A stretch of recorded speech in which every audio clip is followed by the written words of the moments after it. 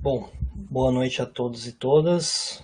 Espero que estejam bem. Hoje a gente vai ter a nossa quarta aula do curso de extensão do R na Pesquisa Social e Política, aplicações introdutórias. E hoje o objetivo aqui é a gente discutir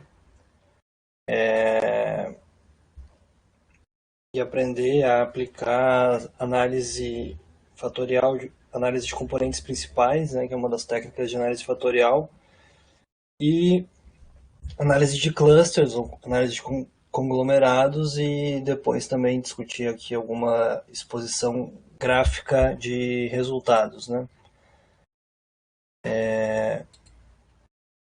Espero que todo mundo tenha acompanhado a aula anterior, né, que foi gravada, e daí a gente apresentei aqui testes bivariados de hipótese e aplicações no R usando os bancos de dados que a gente está trabalhando e a gente está construindo.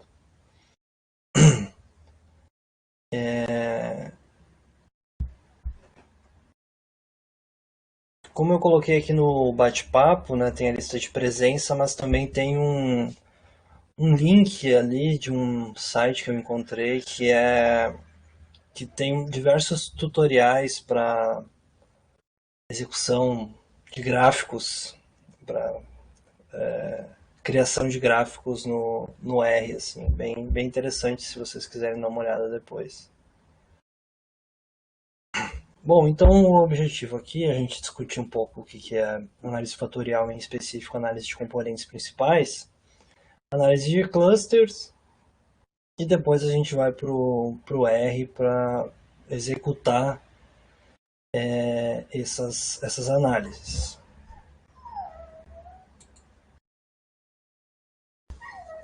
Para preparar essa aula, me baseei, claro, em outras referências bibliográficas, mas eu coloquei essa referência aqui para vocês lerem, esse artigo do professor Dalson Figueiredo Filho e colaboradores, que eles fazem uma análise, eles fazem uma introdução ao que é análise fatorial e análise de clusters, e fazem uma aplicação a partir de dados públicos sobre qualidade de políticas públicas. E daí eles usam as duas análises conjuntamente, o que é uma alternativa quando a gente vai trabalhar em alguns bancos de dados, né, dependendo dos nossos objetivos.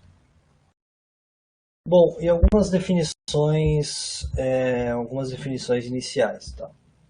Análise fatorial, ela se refere a um conjunto de técnicas para redução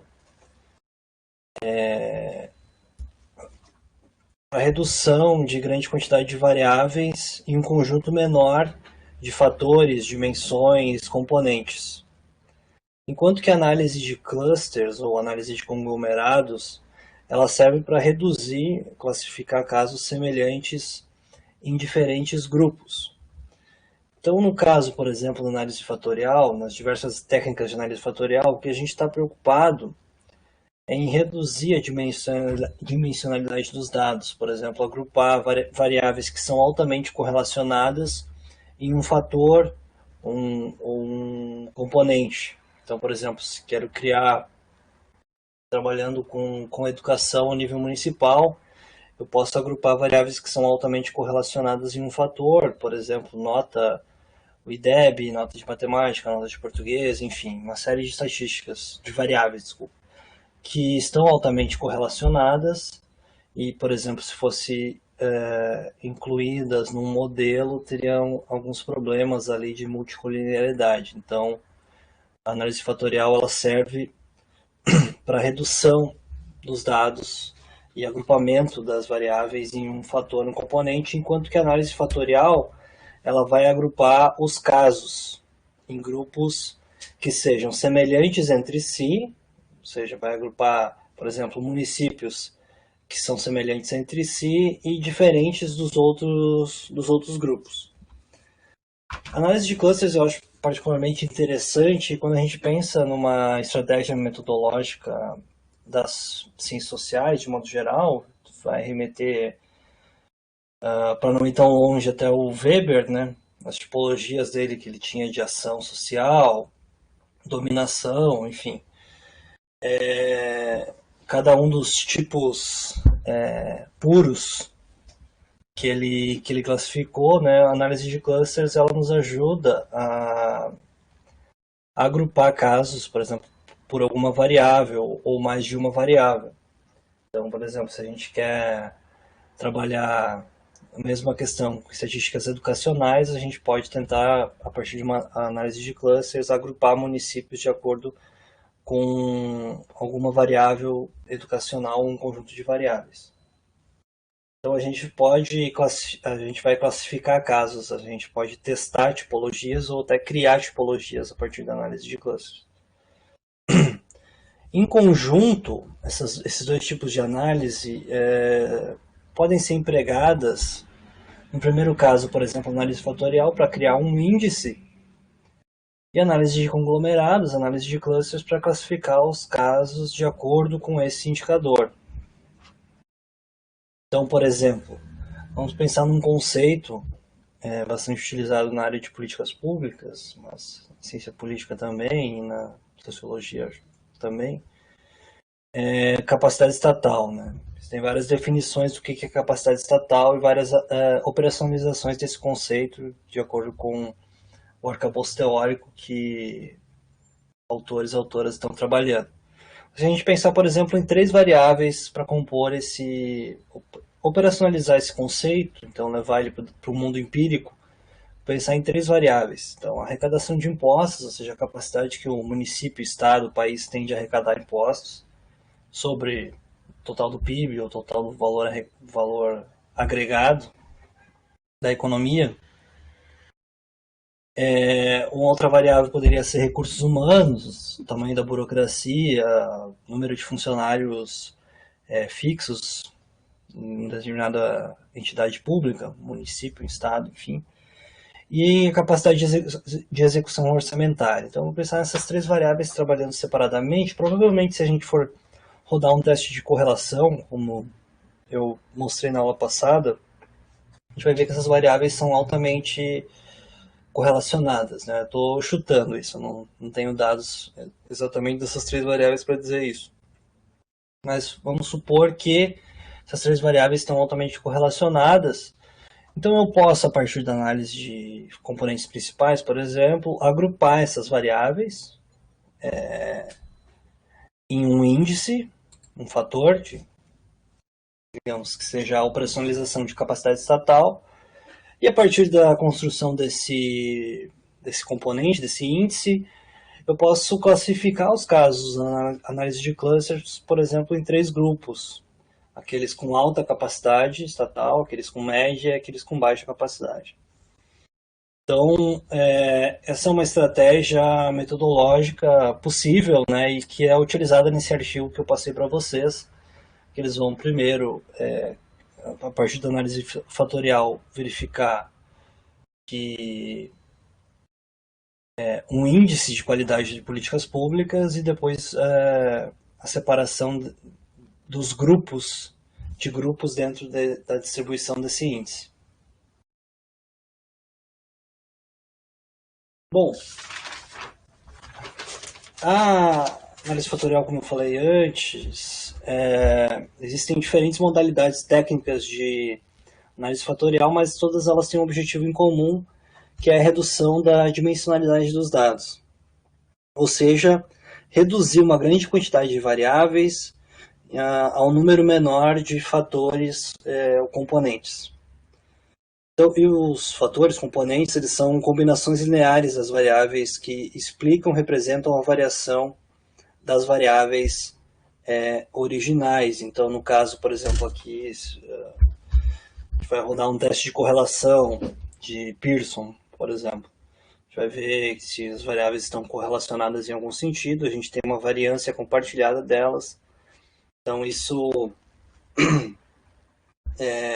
se a gente tem várias variáveis que tem algum nível de correlação entre elas, a gente pode agregá-las a partir de uma análise fatorial, tendo em vista a variância compartilhada dessas variáveis. Então a gente pode usar a análise fatorial, técnicas de análise fatorial, tanto para reduzir dados, ou seja, no caso aqui, por exemplo, eu falei aqui do criar um hipotético indicador de capacidade estatal a partir de 3 variáveis. Eu posso, então, a partir disso, reduzir o número de dados para testar algum modelo, por exemplo, o efeito da capacidade estatal sobre a resposta à Covid-19, a pandemia. Então, se eu fosse rodar um modelo de regressão, por exemplo, tendo como uma variável dependente alguma estatística de interesse, uma variável de interesse, por exemplo, número de mortes por 100 mil habitantes em determinado município, eu quero ver se a capacidade estatal tem um efeito sobre isso. Então, se municípios com maior capacidade estatal têm menor número de mortes por 100 mil habitantes, se eu fosse rodar cada uma dessas variáveis isoladamente no modelo, provavelmente teria um problema de multicolinearidade, porque, como a gente vai ver mais adiante, as variáveis independentes no modelo de regressão, elas não podem estar correlacionadas a um determinado nível. Isso enviesa a análise. Então, poderia reduzir os dados agregando essas variáveis em um fator ou um componente. Mas a análise fatorial ela também pode servir para a gente mensurar fenômenos não diretamente observáveis. E daí aqui eu acho que não está muito claro aí para vocês, mas isso é extraído de um texto inspirado num autor que é bem famoso na ciência política, que é o Lipschitz. Ele tem um livro chamado Padrões da Democracia, na verdade que ele vai atualizando a cada determinado período, ele vai atualizando esse livro, mas ele está preocupado, enfim, testar padrões da democracia, mas classificar os regimes democráticos de acordo em existem basicamente dois tipos de regimes democráticos na concepção dele. São modelos mais majoritários de democracia e modelos mais consensuais ou proporcionais de democracia. Para verificar se esses modelos existem na realidade, ele vai considerar duas dimensões e uma série de variáveis. Então, a primeira dimensão que ele trabalha é como aquele regime democrático, como aquele país lida com a questão de executivo do governo, executivo e partidos. E da segunda dimensão é a dimensão federativa, unitária. Então, a partir de uma série de variáveis, aqui na verdade não é do texto dele, porque no texto dele tem 10 variáveis, aqui tem 12. Mas vai ver, por exemplo, a partir dos dados, a partir de uma análise fatorial, vai ver que ele extrai dois componentes dos dados que, de certa forma, operacionalizam deixam claro ali as dimensões que ele quer trabalhar para classificar os regimes. Então, a partir de uma série de variáveis, ali, número efetivo de partidos, relação executivo-legislativo, proporcionalidade ou desproporcionalidade eleitoral, enfim, uma série de variáveis então, que vão ser reduzidas a duas dimensões, dois fatores. Então, nesse caso, ele usa a técnica de análise fatorial para confirmar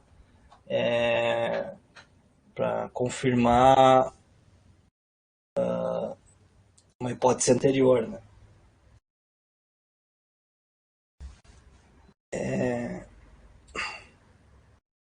Ao contrário de outras formas de se construir índices, né? Na análise fatorial, o peso de cada variável para a construção do índice é atribuído posteriormente à análise dos dados, ou seja, na própria observação dos dados. Então, por exemplo, se você vai criar vai rodar uma análise fatorial, considerando esse banco de dados com essas variáveis aqui, para a construção da primeira dimensão, que é a relação executivo-partidos, vão ser os dados que vão nos dizer qual que das variáveis é mais importante na composição do fator. Enquanto que em outras formas de criação de índice, a gente assume a contribuição de cada variável anteriormente. Então, se a gente pensar, por exemplo, no IDH, Índice de Desenvolvimento Humano, ele é construído tendo em vista três variáveis, digamos assim, que é renda, escolaridade e expectativa de vida, se não me engano, ou longevidade.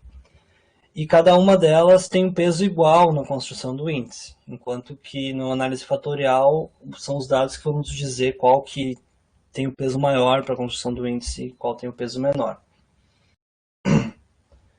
E daí a gente, para fazer uma análise fatorial, a gente, partindo aqui do elaborado pelos autores, a gente tem mais ou menos umas três fases, né? Primeiro a gente vai verificar a adequação da base de dados, depois determinar a técnica de extração e o número de fatores a serem extraídos, e por fim definir o tipo de rotação dos fatores.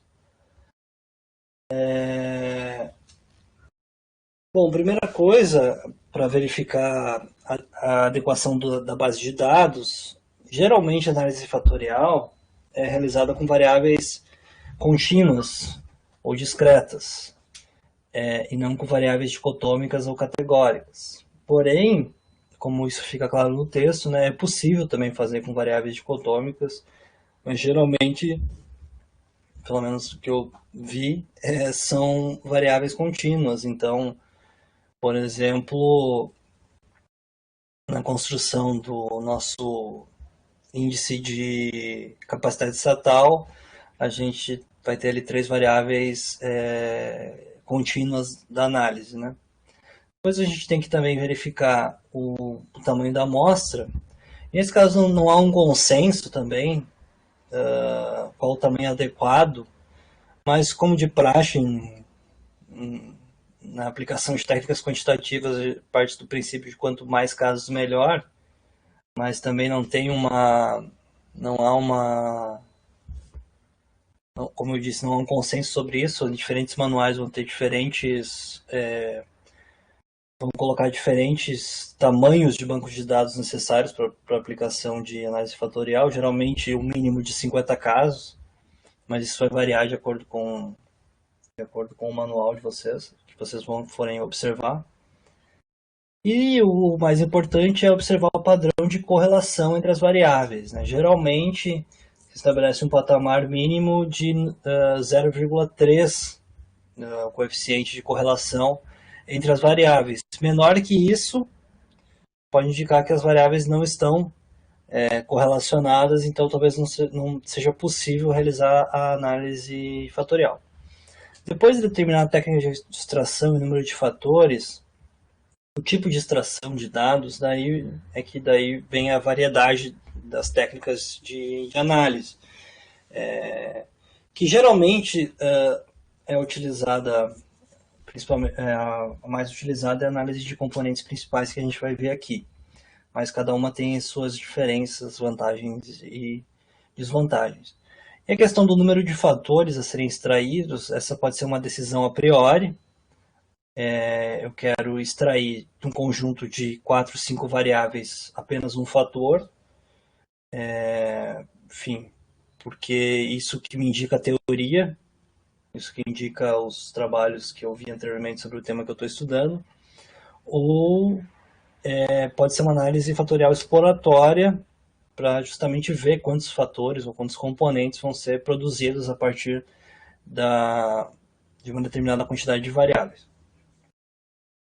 E por fim, o tipo de rotação dos fatores, né? Isso é uma discussão mais técnica, mais complicada.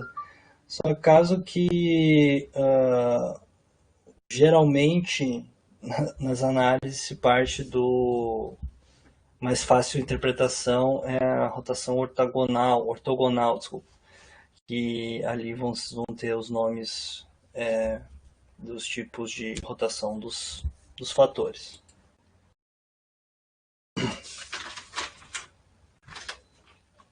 A análise de clusters, agrupamentos, conglomerados, é também uma denominação genérica para um conjunto de várias técnicas que podem ser utilizadas para classificar casos em grupos. Então, os casos classificados em um mesmo grupo, eles devem ser, né, mais parecidos entre si e mais diferentes das observações classificadas em outros grupos. Então, enquanto a análise fatorial ela agrupa variáveis, a análise de clusters agrupa casos. Isso fica mais claro nessa imagem aqui. Se a gente olhar, por exemplo, esse aqui é um gráfico de dispersão, nos dois casos, a gente tem uma variável, a gente tem duas variáveis, nos dois casos, e então a gente consegue agrupar esses dados, esses casos em três grupos. Então, isso é interessante quando a gente vai trabalhar com, por exemplo, a gente vai trabalhar com municípios no Brasil. A classificação desses municípios, por exemplo, por algum critério populacional pode ser interessante, agrupar em clusters, então em grupos aí, por exemplo, vocês vão ter provavelmente municípios grandes, médios, pequenos, micro. Então, por alguma variável, por um conjunto de variáveis, pode-se agrupar os casos de acordo com alguma técnica de análise de clusters. Então, pensando aqui, por exemplo, numa possível aplicação dessa análise, se a gente pensar, por exemplo, numa tipologia, ficando bastante popular, assim, os estudos em gestão de educação, né? Por exemplo, tem municípios, claro que são exceção, municípios com poucos recursos, que alcançam bons resultados no IDEB, né? O caso de Sobral é talvez o mais evidente, né, no Brasil. Então você podia pensar, por exemplo,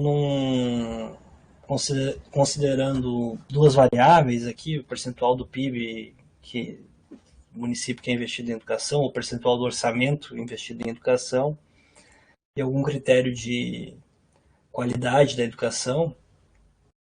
E a gente, a partir dessas duas variáveis, pensar numa tipologia que, olha, tem os municípios ali do tipo 1, que tem pouco investimento e pouco resultado, os municípios do tipo 2, que tem muito investimento e pouco resultado, os municípios do tipo 3, com pouco investimento e muito resultado, e o município 4, que, então, eu tenho aqui, eu poderia, a partir de duas variáveis, ou dois conjuntos de variáveis, classificar os municípios em quatro grupos, observar se os dados possibilitam isso, para depois, por exemplo, fazer uma análise de caso,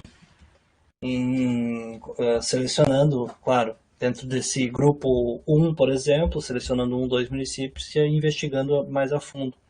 Então, a análise de clusters ela pode ser um caminho inicial para uma análise qualitativa mais profunda, né, mais densa, sobre algum problema de interesse. Um caso também da ciência política, que é interessante, é o trabalho do Robert Down, Poliarquia, em que ele propõe, a partir de duas dimensões, né, inclusividade ou participação e liberalização ou contestação, a partir dessas duas dimensões, quatro tipos de regimes políticos, daí a oligarquia, a poliarquia fechada, a hegemonia fechada e a hegemonia inclusiva.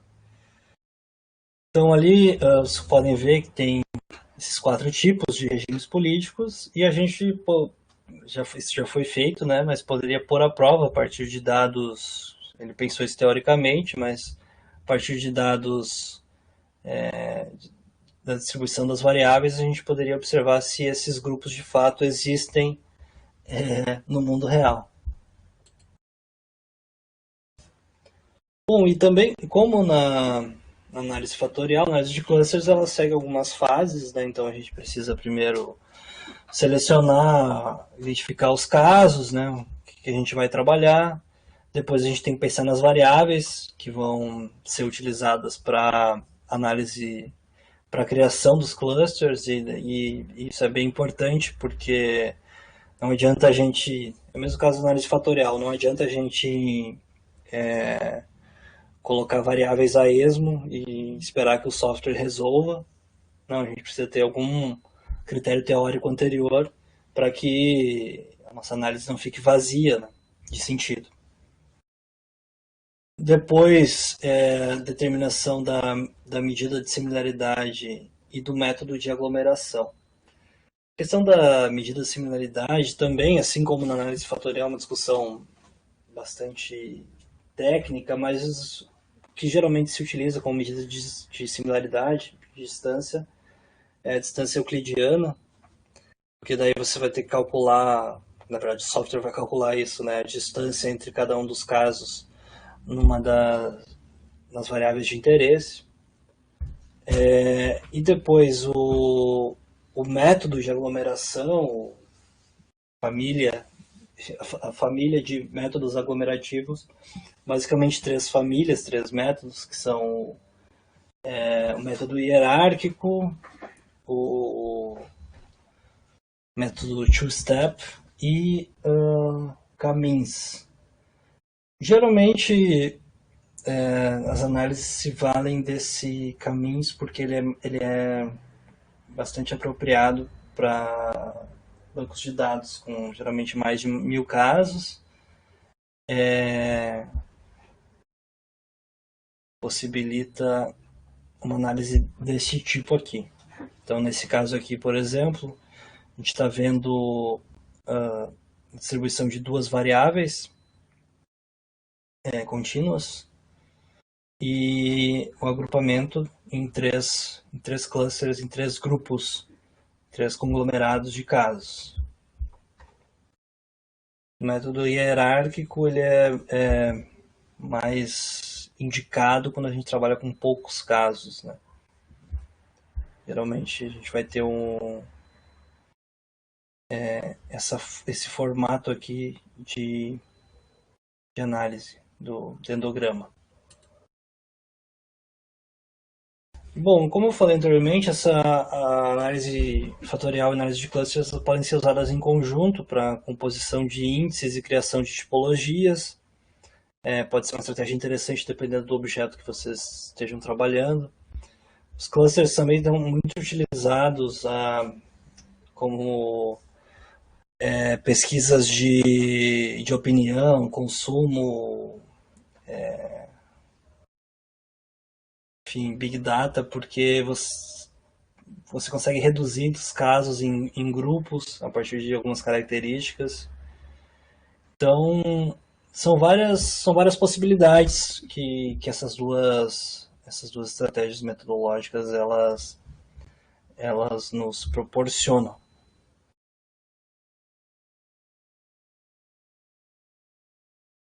Bom,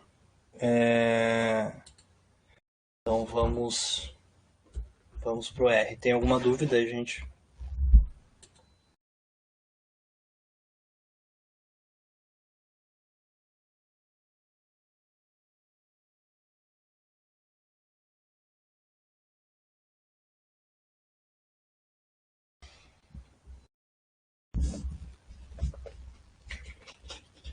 Ok.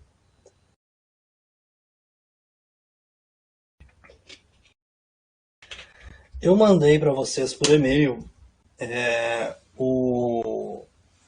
enfim, tem o nosso espaço lá no Open Science Framework com os materiais, né? Então eu já mandei os scripts da aula de hoje, mas eu também mandei um banco de dados atualizado. No script eu coloquei como eu cheguei lá naquele banco de dados, então vocês podem repetir esse processo, se caso for do interesse de vocês, mas aqui agora eu vou passar essa parte e entrar direto na implementação. Vamos aqui então, fechar minha apresentação. Opa.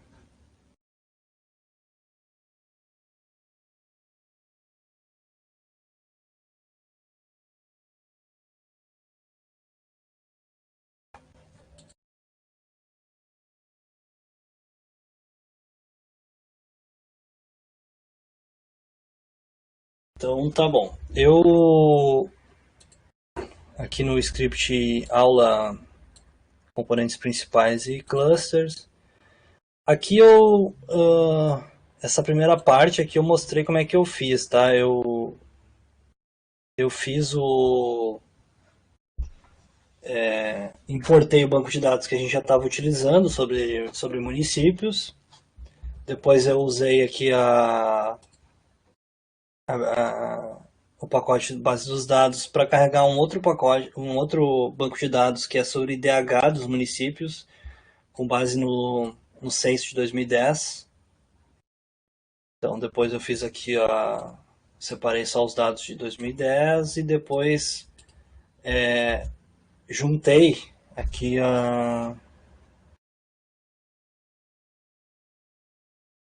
juntei os bancos, exportei mas agora aqui vocês podem pular, então até a linha 54 não precisa fazer nada, mas vamos importar para o R o nosso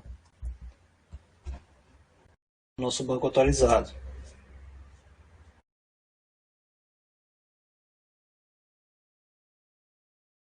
Daí eu mandei para vocês por e-mail esse banco de dados. Fizeram download. Pois aqui é esse aqui, Cidades BD.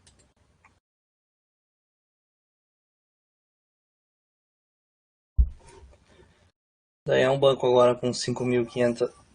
Bruno? Oi? Tá. Sim, então a gente fez tudo. Na verdade, o que a gente vai usar é o municípios, né? Isso. Fez até aqui, tá bom.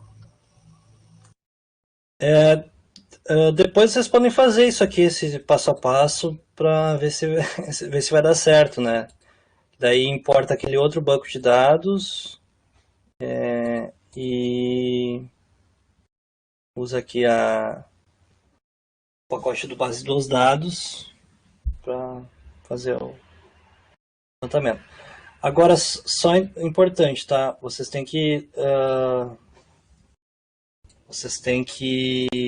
usar o banco de dados que eu mandei para vocês por e-mail agora, ok? Aquele banco de dados Cidades BD, ok?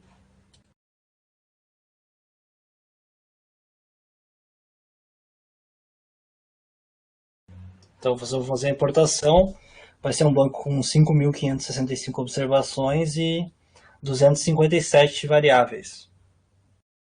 Ok?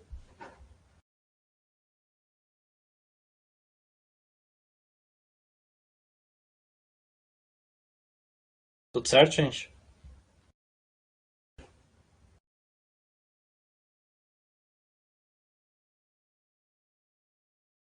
Tá bom.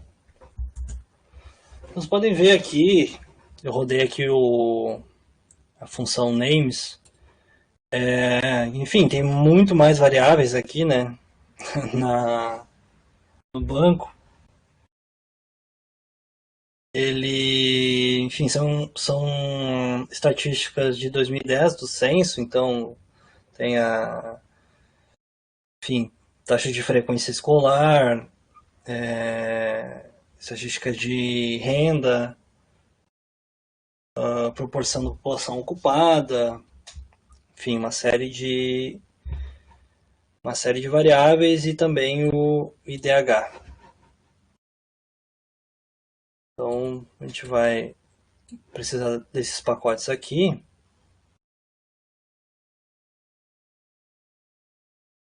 E vocês precisam também do pacote, então, digita lá, library,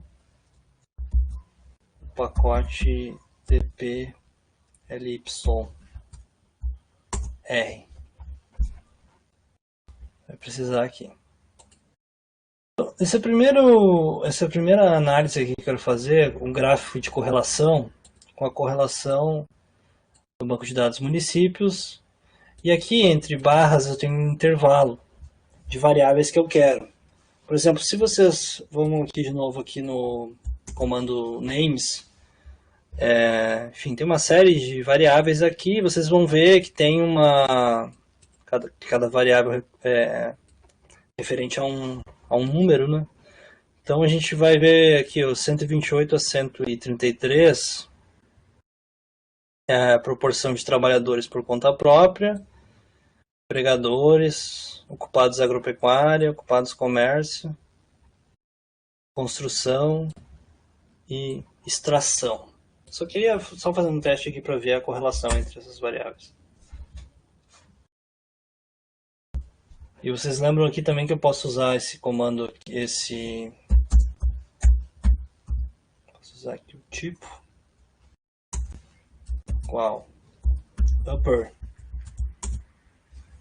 Então daí eu vejo aqui um pouco mais claro, né?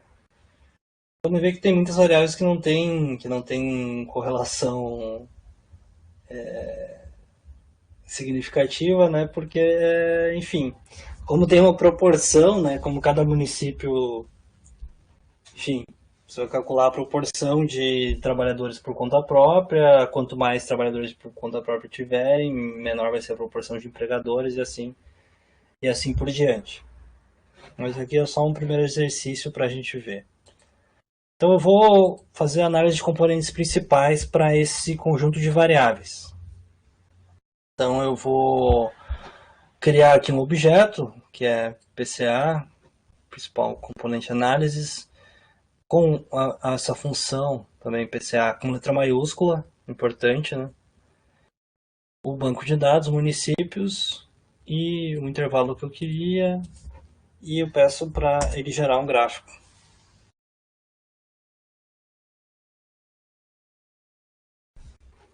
Vai demorar um pouquinho, provavelmente. Mas aqui já tem uma ideia da proximidade das variáveis e das dimensões, né? Então, por exemplo, aqui na distribuição a gente vai ver que a proporção de empregadores está próxima ali da proporção de ocupados no comércio, a construção com extração, enfim. Mas isso aqui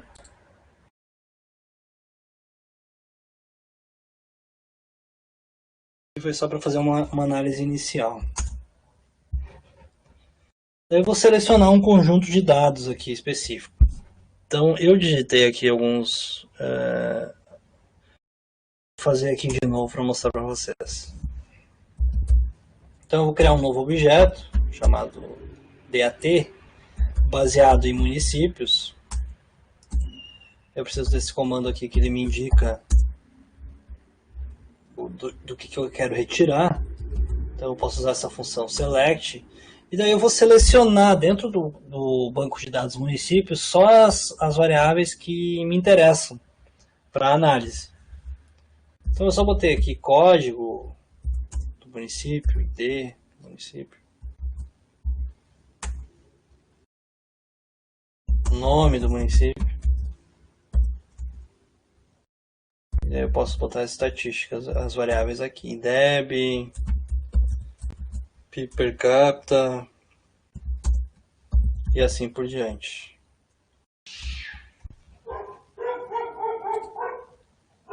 Podem repetir esse comando, mas aqui eu já fiz, né? Então, com algumas variáveis que interessam aqui para análise. Então, podem ver que o banco de dados agora é um subconjunto de dados com só 18 variáveis. Isso nos ajuda a ter um pouco mais de clareza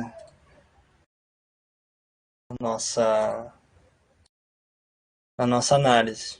Eu posso ver aqui de novo quais são os nomes das variáveis que tem no banco.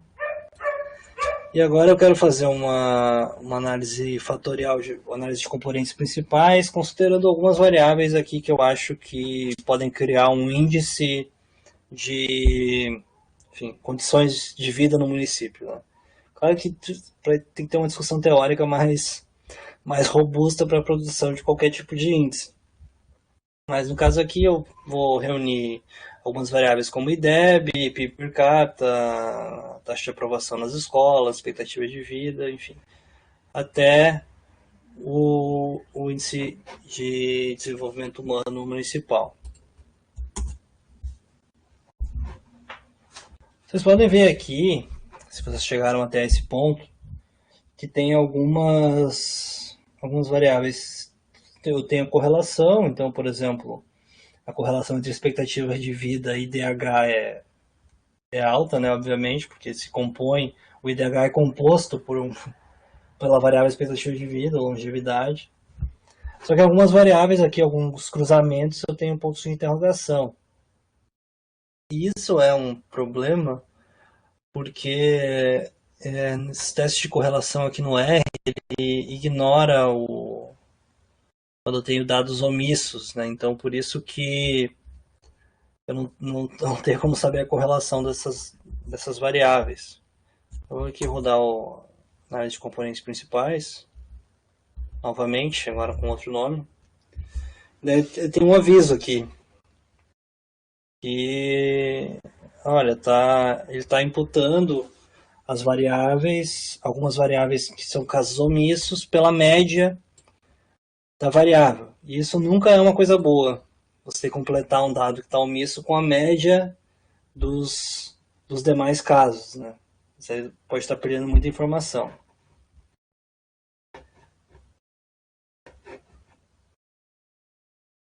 Aqui, só manter aqui a análise.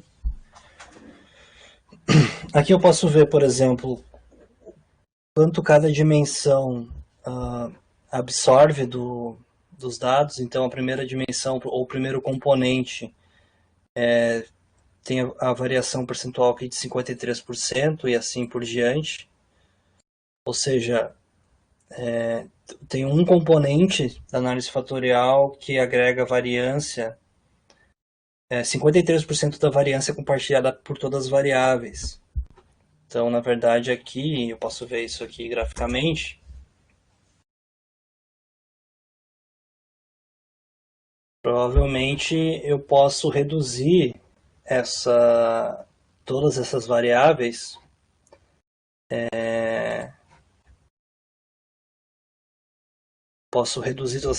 a só um componente.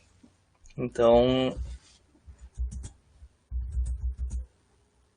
mais ou menos isso que está me dizendo. E aqui eu tenho uma correlação entre o primeiro componente e as demais variáveis. Como eu falei anteriormente, que a gente pode, ao contrário de, por exemplo, a criação do IDH, né? O IDH leva em conta peso igual às três variáveis que o compõem, enquanto a análise fatorial, a análise de componentes principais, não. Então a gente pode ver, por exemplo, aqui que o IDEB está correlacionado aqui 83,4. Ele está contribuindo, na verdade, para o fator. Então o IDEB, a expectativa de vida são as principais variáveis na composição do meu componente. Eu tenho esse outro teste aqui, o KMO, que me fala sobre a adequação dos dados. E geralmente, quando o valor dele médio é menor que 0,6, isso está dizendo que, enfim, que ele é muito baixo e que talvez não seja possível análise fatorial. Teste de Kaiser-Meyer-Oaking. Nesse caso, tem um valor de 0,76, está me dizendo que minha análise fatorial talvez esteja dando certo. Também não tem, vou encontrar diferentes diferentes números em diferentes manuais, mas quanto mais próximo de 1, melhor esse valor.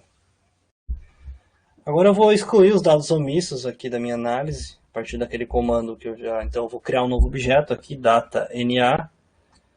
Então, a partir do comando NA omit, considerando o banco de dados anterior. Então, estou criando aqui um outro banco de dados. Agora, sem os casos omissos, então tem uma redução ali de 100 e poucos municípios. Posso fazer a correlação de novo entre as variáveis. Aqui agora eu vou ter os valores...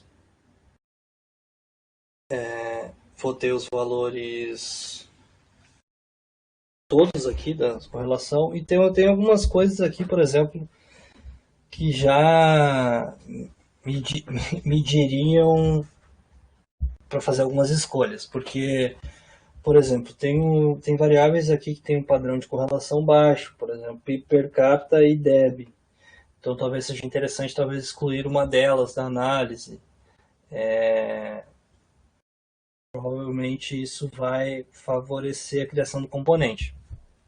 No caso aqui, o interesse não é esse, quero simplesmente manter esse mesmo número de variáveis, então eu vou criar mais um objeto aqui de análise fatorial, análise de componentes principais, desculpa.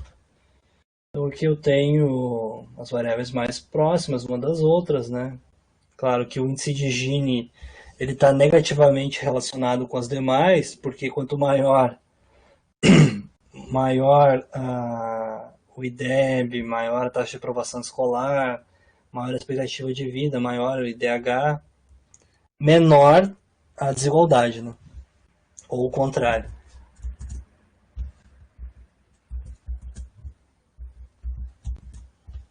Então aqui eu tenho de novo, também o valor não muda, né? A variância 53%. Posso observar isso graficamente. Aqui no eixo Y aqui, eu estou controlando aqui por... Estou dizendo aqui o intervalo, que é de 0 a 60%. Poderia mudar esse número para 100, mas vai tudo depender dos próprios dados, né, que vocês vão estar trabalhando. Um outro tipo de análise aqui para que eu salve o resultado, fazer aqui criar esse objeto aqui, ou pode ser um outro nome, essa função factorial. E eu estou dizendo aqui para ele me extrair um fator, tem a rotação varimax, e eu quero que ele salve os valores para cada um dos casos, para cada um dos municípios.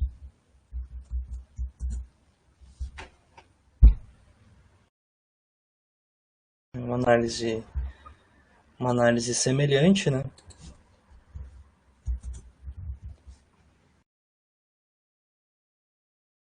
E aqui eu posso salvar o fator como variável. Então, eu uso meu banco de dados aqui, o nome dele, data NA, fator, igual, análise fatorial e os valores de cada score. Então, deixa eu mostrar aqui, names, data NA. Então, agora eu tenho mais uma variável aqui que é o fator. Posso analisar esse dado graficamente aqui, rapidamente.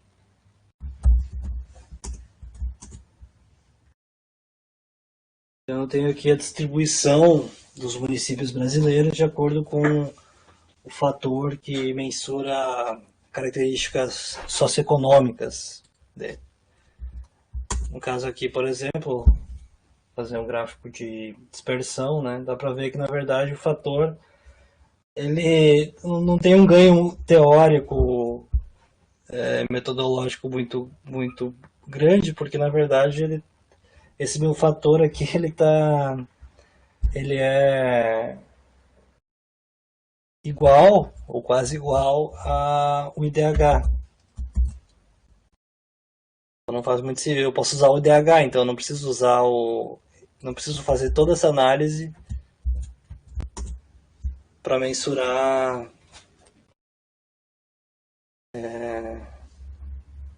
Não preciso fazer toda essa análise e criar um fator que, na verdade, toda a informação dele tá composta, já está contida no índice de desenvolvimento humano dos municípios aqui. Tanto a correlação entre eles é de 0,99.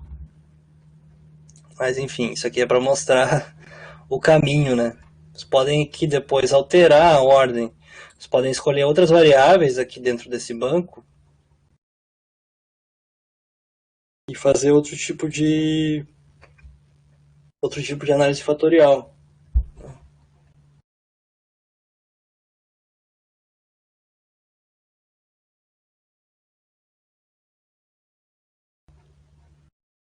Alguma dúvida, gente, até aqui?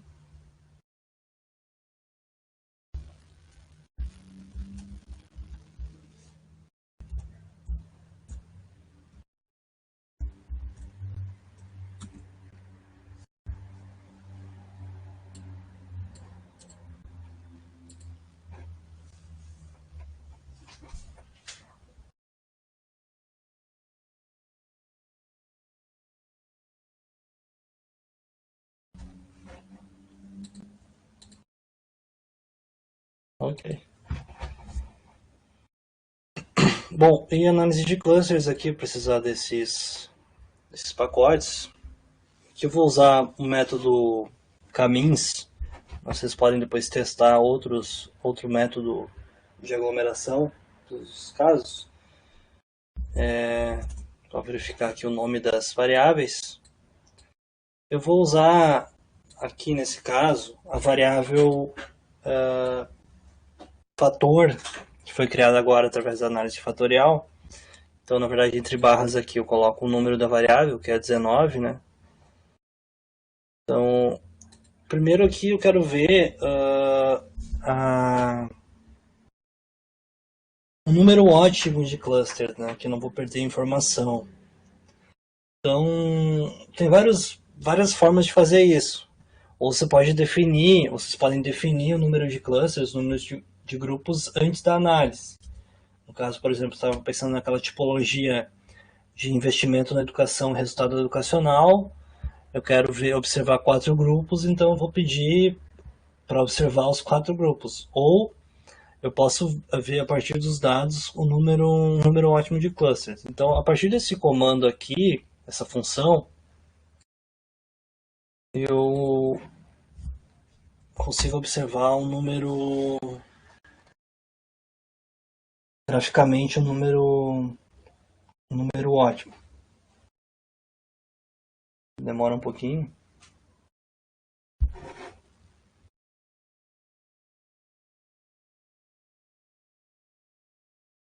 Nesse caso aqui, com 2 grupos, né, eu consigo observar uma quantidade boa de informação. Não se perde informação com 2 grupos. Então, como eu estou fazendo uma análise exploratória com esses dados, então eu vou testar, observar como é que se dá a classificação dos municípios, considerando essa variável da análise fatorial.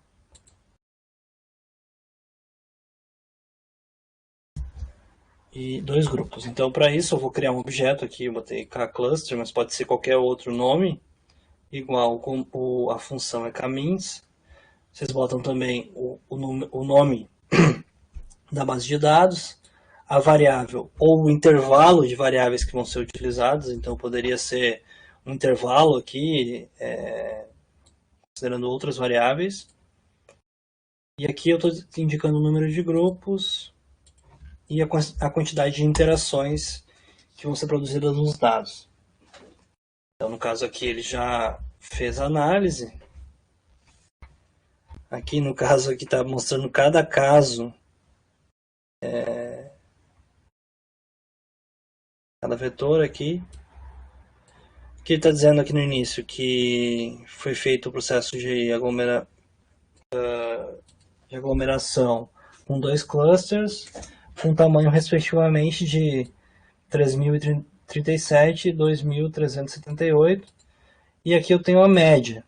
No caso aqui, por exemplo, eu posso pensar que os municípios do grupo 1, do cluster 1, tem uma média no fator de 0,75 e o outro de menos 0,95. Então, na verdade, os municípios do primeiro grupo seriam os municípios mais ricos e do grupo 2 os municípios mais pobres. Pode ir fazendo várias análises aqui, por exemplo, usando só o nome do objeto, cluster. Pode observar aqui várias estatísticas específicas. Um procedimento semelhante à análise fatorial, posso incluir essa variável no banco de dados. Então eu tenho aqui agora uma variável chamada cluster.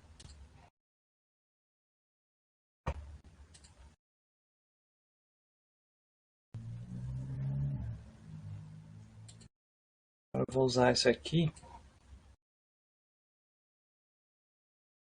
Usar esses dois pacotes para analisar graficamente esse resultado. Função summary vocês se lembram, né? Para ver as estatísticas descritivas da variável aqui, um sumário, na verdade, da variável. No caso aqui, como ele está interpretando que é uma variável numérica, só que é uma variável categórica.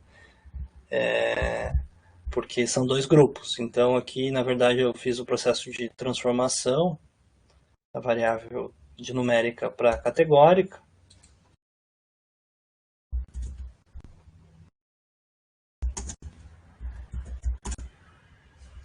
Então ali está certo.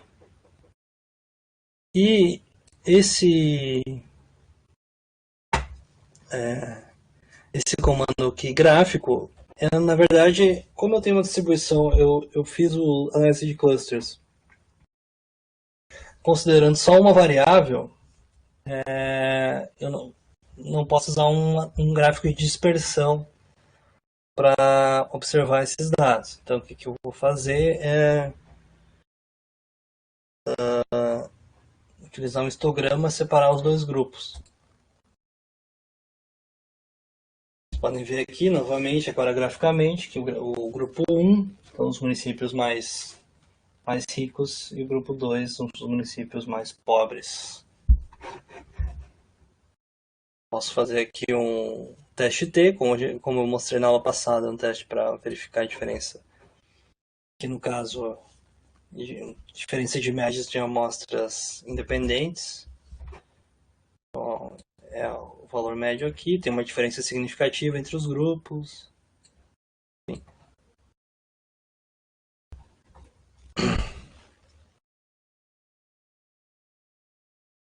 Eu fui fazer uma outra análise, então eu selecionei aqui os dados, eu criei um novo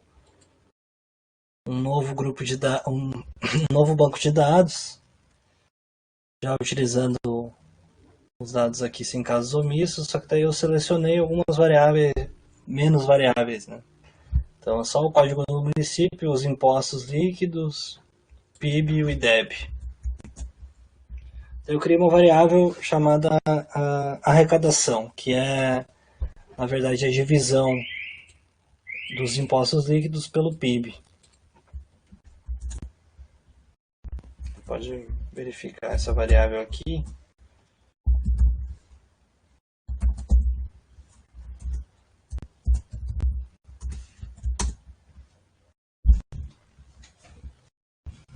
Arrecadação.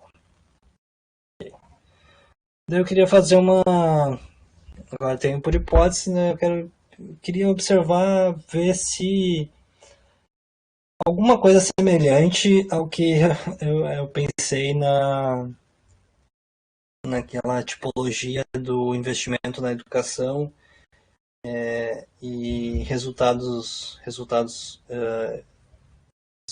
na educação. Só que daí então eu peguei aqui a arrecadação de impostos e o resultado do IDEB para observar e pedir aqui para virar uma análise de clusters com 4 grupos e ver se eu consigo ver se eu consigo observar nos dados aquela tipologia que eu pensei.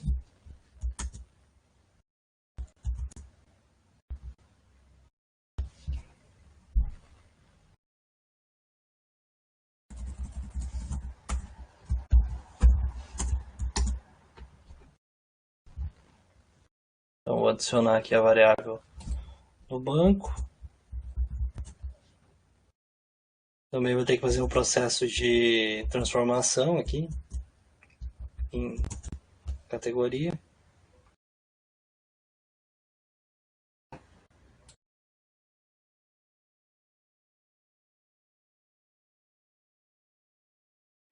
E está aí.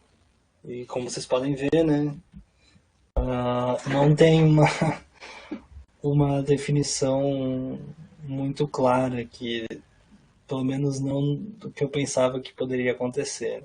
Então, isso é só para demonstrar a operacionalização desse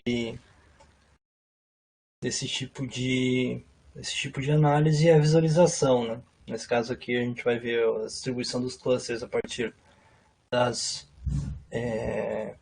duas variáveis que o compõem.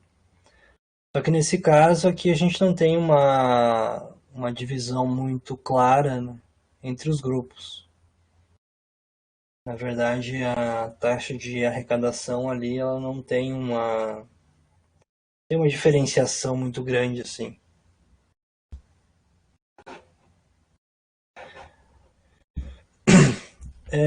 Todas essas imagens que aparecem aqui, esses gráficos, eles podem ser salvos no espaço que vocês estão trabalhando, porque pode ser, por exemplo, se você fazer uma análise desse tipo, vocês podem ter que colocar no artigo, no relatório, as imagens, enfim. Vocês podem fazer a exportação por aqui, né? Exportar, salvar como imagem. Daí vocês escolhem o nome que vocês querem e o diretório, a pasta que vocês querem salvar. Nesse caso aqui, por exemplo,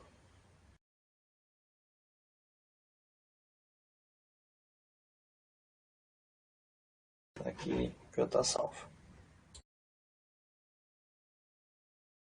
Alguma questão, gente? Eu deixei os scripts estão prontos, mas eu recomendo que vocês digitem e tentem outras aplicações. Enfim, porque o aprendizado aqui no software ele vai depender vocês utilizarem ele, né? Com os dados que vocês trabalham. Eu coloquei no nosso espaço aqui no Open Science Framework, aqui em bibliografia e programa, eu coloquei 2 livros aqui que vão ser importantes.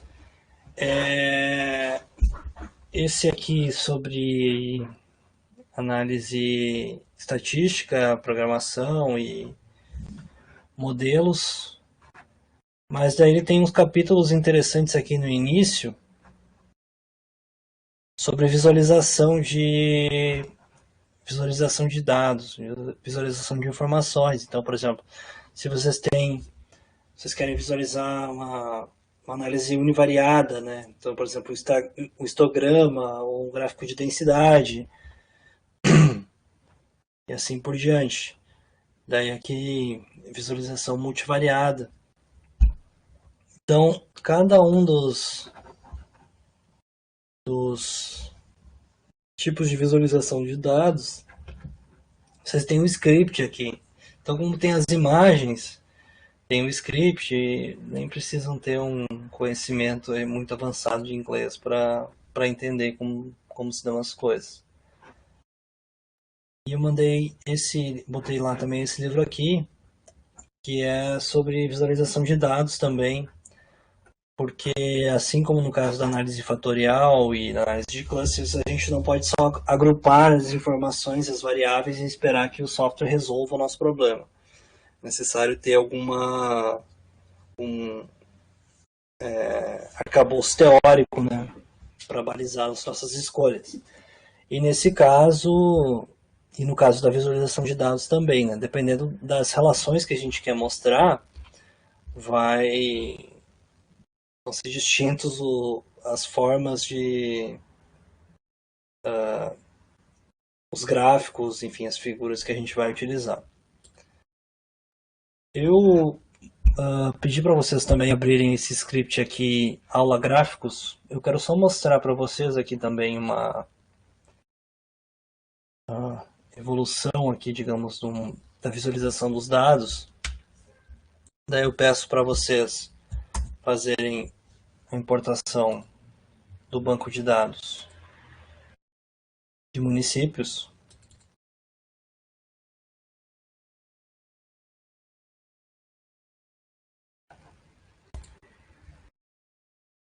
Importei aqui com o nome de cidades, fica diferente.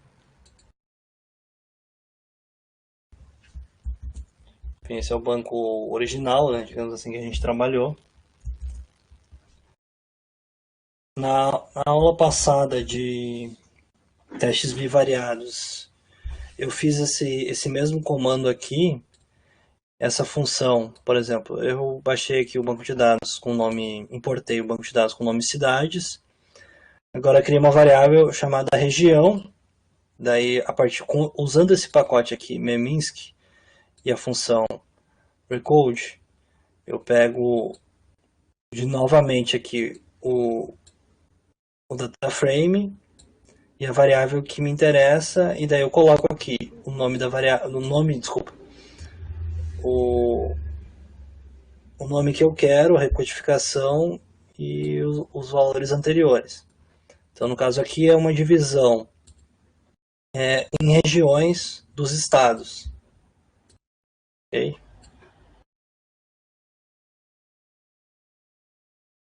Deixa eu ver aqui. Sumário. Então tem uma distribuição aqui.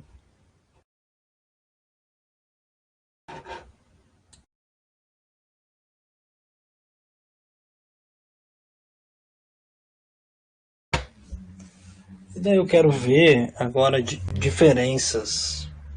Então, por exemplo, se eu for fazer um cruzamento de uma variável categórica com uma variável contínua, Boxplot talvez é uma das alternativas de visualização gráfica possível. Então, nesse caso, eu tenho uma variável contínua que é o IDEB, Índice de Desenvolvimento da Educação Básica, e uma variável categórica que é a região, com 5 categorias, né, 5 regiões do Brasil. Então, eu vou ver aqui, na verdade, né, como a gente tem um problema aqui com alguns casos que não tem informação,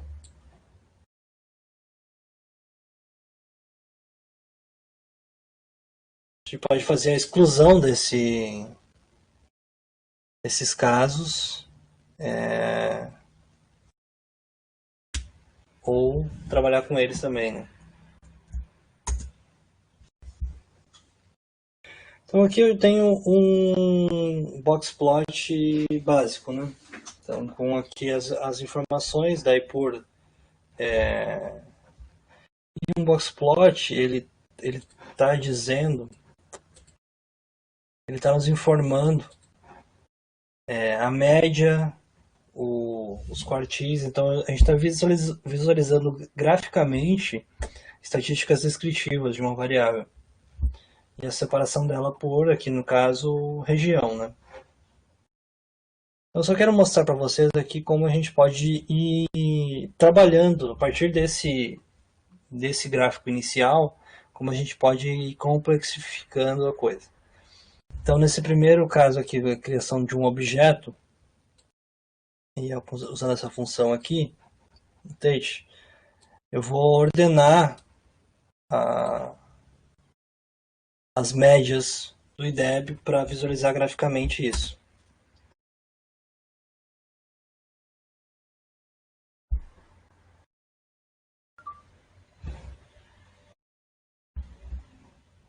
Então aqui eu já tenho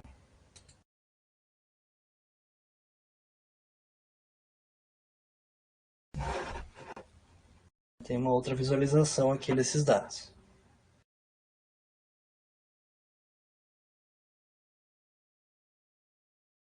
Posso ir avançando. No caso aqui, por exemplo, invertendo aqui o boxplot. Esse NA aqui, eu vou fazer uma coisa aqui.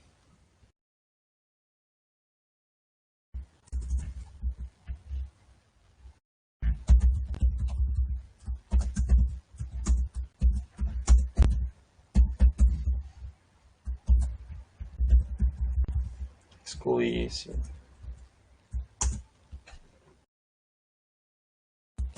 NA.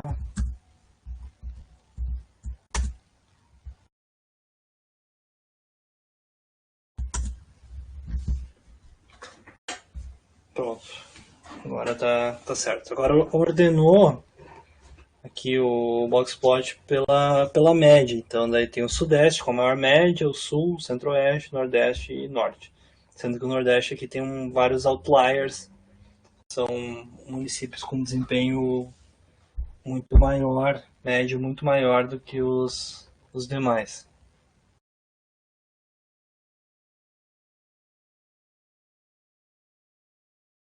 Posso fazer a inversão, vai depender do gosto do freguês. Eu vou usar mais esses dois pacotes aqui.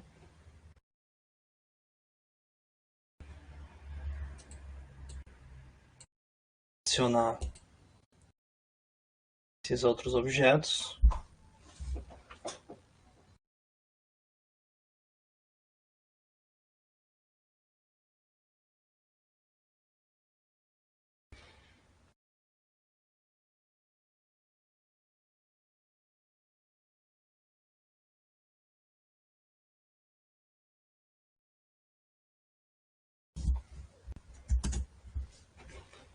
E aí você pode ir complexificando aqui o gráfico. Né? Claro que tudo isso aqui que está colocado tem uma razão de ser. Né? Então, por exemplo, aqui eu crio esse objeto aqui, G, função aqui ggplot, o nome do banco de dados que eu estou trabalhando, o que são os eixos. Então, o X é região, que eu acho que, entre aspas, explica. Y é DEB, eu quero que a cor seja por região, e assim por diante. Então, aqui a escala do Y é contínua, com os limites de 2,5 e 10. Por que isso, né? Vamos voltar lá para o sumário DEB. Eu tenho aqui ó, um mínimo, a cidade com o menor valor do IDEB é de 2,9 e a maior de 9,4 e assim por diante. Então eu vou observar, criei esse objeto e agora eu posso ir explorando isso graficamente. Nesse caso aqui eu tenho um outro formato de gráfico.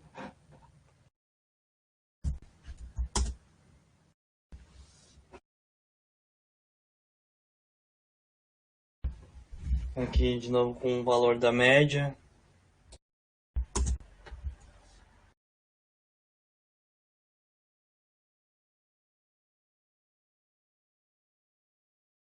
Vocês podem ver qualquer alteração ali vai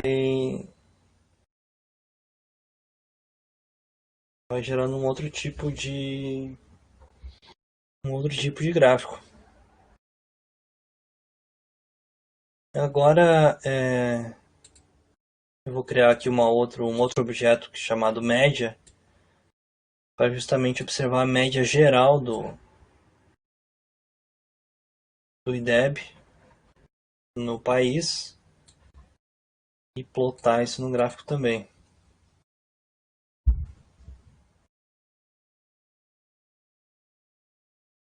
Então, acho que não dá para ver muito claramente aqui, mas eu tenho a média geral e a distribuição de cada uma das regiões. Eu posso observar aqui, por exemplo, Centro-Oeste fica bem no meio aqui, Nordeste tem mais municípios abaixo da média, Norte também, Sudeste acima da média, o Sul também, e assim por diante.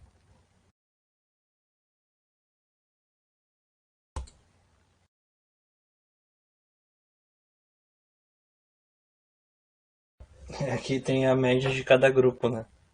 Aqui eu posso alterar aqui o tamanho, pra não ficar tão feio.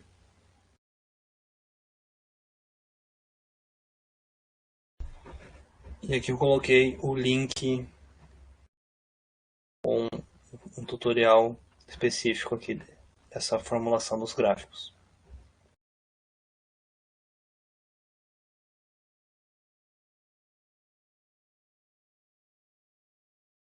Aqui eu, só para mostrar também um histograma, né? Então aqui observar aqui o sumário aqui da PIB per capita. E a divisão do PIB eu dividi em duas categorias. O PIB per capita é alto e baixo. A gente pode observar um histograma com a distribuição do IDEB por faixa de PIB. E assim por diante.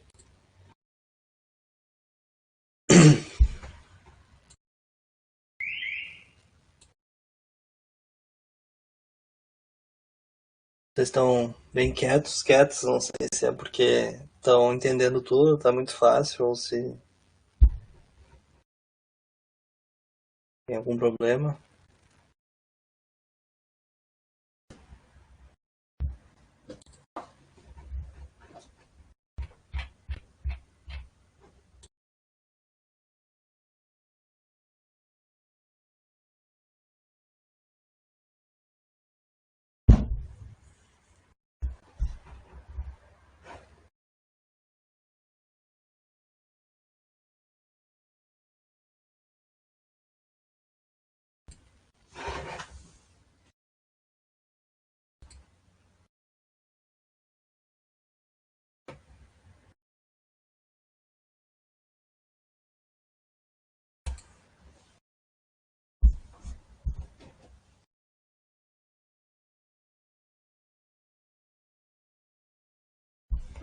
Bom, se tá tranquilo, então tá tudo certo, né?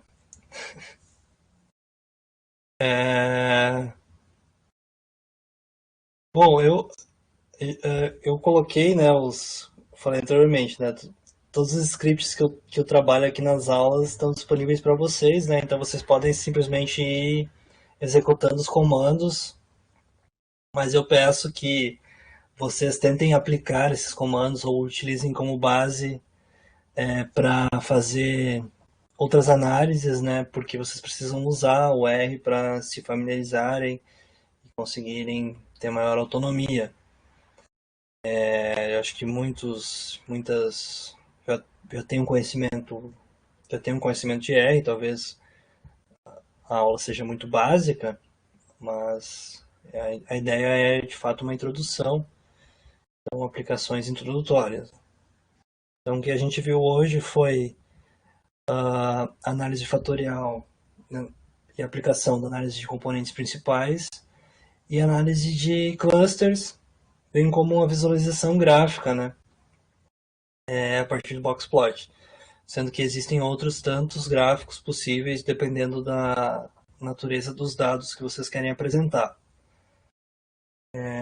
Eu não sei se então ficou alguma questão. Todo mundo bem? Todo mundo sereno? Noite de São João.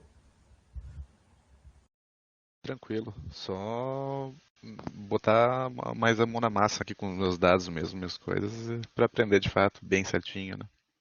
É como tu falou, a gente aprende mais mexendo mesmo, né? A gente vê, não, eu não tô dizendo que a gente vê tudo, aprende aqui, obviamente, né? Mas para fixar bem a coisa. Sim, sim. Não, é isso, vocês têm que usar, né? Tem que usar com os dados que vocês trabalham aí pra verem, enfim, porque a gente aprende com os erros, tendo que ir atrás de ajuda, daí assim a gente vai aprendendo. Mas, enfim, os scripts ali dão alguma noção de como fazer determinadas coisas. Espero, né, pelo menos.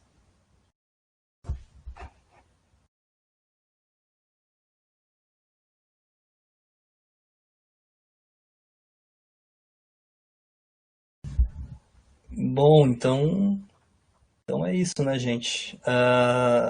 Não esqueçam da lista de presença, que foi enviada por e-mail também tá aqui no chat, no bate-papo.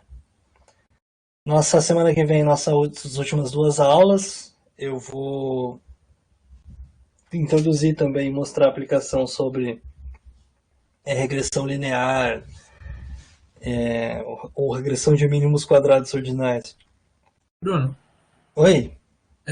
eu queria te perguntar, tem um script que eu fiz onde eu uso análise de componentes principais e tal, só que ele está dando alguns probleminhas. Será que eu posso te passar o script por e-mail? Você pode dar uma olhada? Claro, claro, pode passar. Pode passar. Tá, a gente usou Markdown nele, então já tem o texto junto.